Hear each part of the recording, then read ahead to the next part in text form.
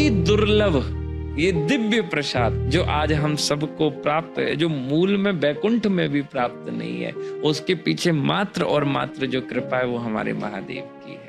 एक बार श्री नारद जी का एकदम से हृदय ऐसा हो गया कि आज तो कैसे भी करके ठाकुर जी का अधरामृत मिले। तुरंत पहुंच गए बैकुंठ, रुक्मणी मैया के पास जाके बोले कि मैया लाओ मेरे को प्रसादी दो। रुक्मणी मैया बोले कि जो तुम यहाँ प्रसादी मांगने आए हो, पहली बात तो तुम जिस स्वरूप में हो उस स्वरूप से ही तुम प्रसादी के अधिकारी नहीं हो, और उसमें भी अभी नहीं, 2-4 करोड़ 1000 करोड़ वर्ष बाद आना, तब बात करना।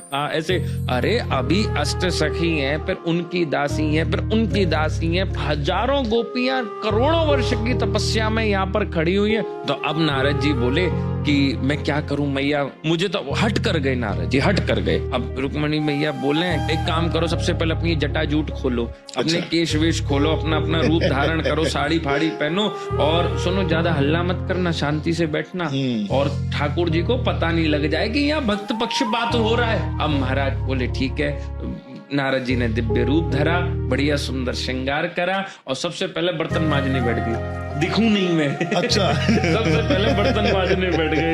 एकदम से महालक्ष्मी मैया को दया आ गई, और जो पंगत में महाप्रसादी परोसी जा रही थी उसमें इशारा कर दिया बैठ जाओ, जल्दी बैठ जाओ।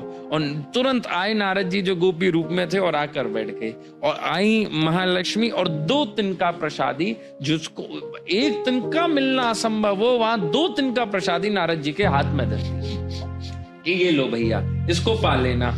ओहो, नारद जी ने एक प्रसादी जैसी तो पाया, अधिक अद्भुत आनंद प्रेम रस, उनकी नेत्रों से अश्रु बहे, अधरामृत को प्राप्त कर संपूर्ण ब्रह्मांड में नृत्य करते डोले। और इस अवस्था को देख लिया भोले बाबा। तो तुरंत नारद जी को पकड़ लाए, बोले यहाँ। श्री नारद जी आए, बोले बता।